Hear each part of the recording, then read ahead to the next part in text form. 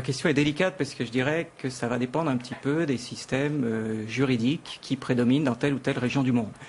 Globalement, effectivement, on peut distinguer, je dirais, 3 types de situations. La première, c'est les régions du monde où on a un régime de propriété privée déjà largement développé et où l'investisseur achète directement au propriétaire du foncier.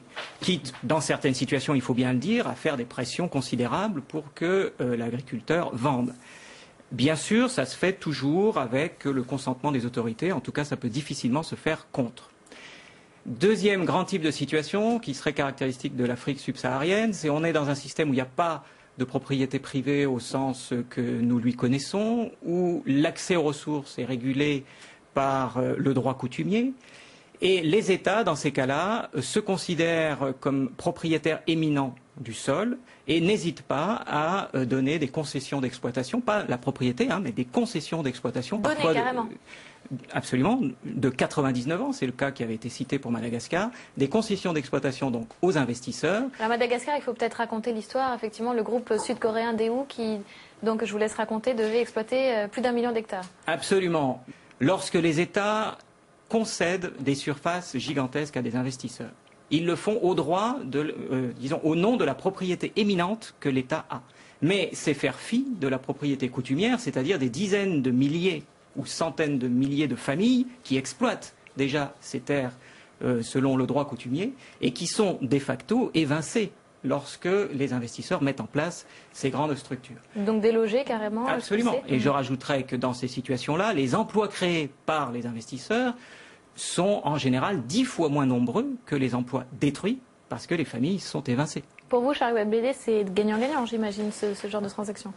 Non, l'exemple malgache est tout à fait malheureux parce que je crois que le groupe Daewoo, 1 million d'hectares, c'était la moitié de la surface la moitié disponible ou le tiers, ouais, entre le tiers malgache, et la moitié. donc c'est aberrant.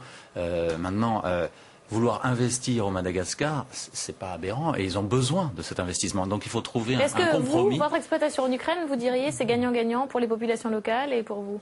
Ah oui. Franchement, d'ailleurs, dans certaines fermes, la population locale peut être actionnaire minoritaire des fermes, donc touche un loyer, puisque c'est eux les propriétaires, et puis ils peuvent même avoir un dividende une fois que la rentabilité est là. Frédéric Lemaître.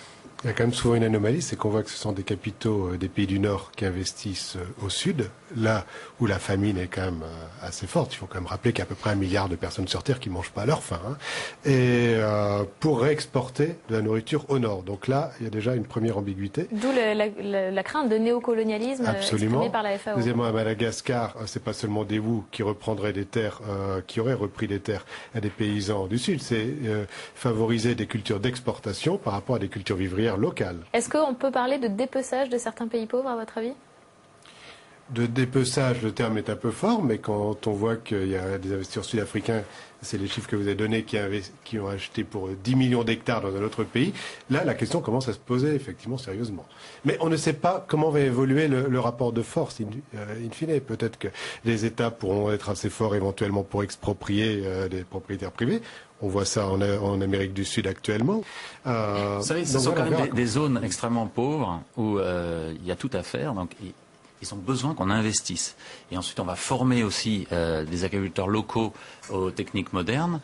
Et ensuite, ils vont pouvoir développer leurs propres exploitations. Donc, alors effectivement, il ne faut pas non plus que les investisseurs occidentaux arrivent et prennent tout l'espace.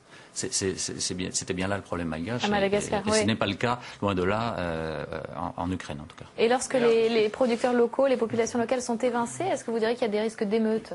Bien sûr, si vous voulez, l'Amérique latine a vécu pendant tout le XXe siècle une succession de guerres civiles basées sur le problème de l'accès à la terre. Parce que le problème de l'inégal accès à la terre héritée de la période coloniale n'a jamais été résolu, à quelques exceptions près.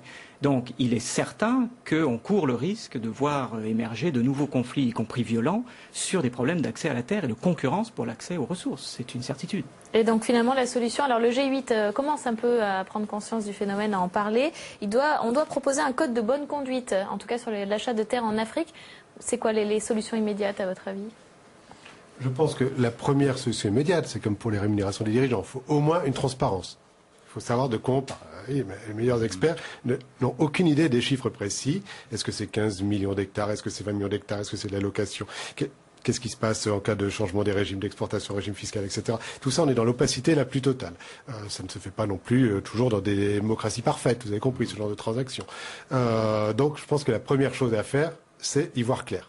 Après, une fois qu'on y verra clair, la communauté internationale prendra le débat en charge. On verra les avantages qui existent. C'est vrai qu'ils existent, que ça peut aider à améliorer le rendement des terres africaines, par exemple. Tant mieux, qui s'en plaindrait. Mais on voit également que les inconvénients sont très forts.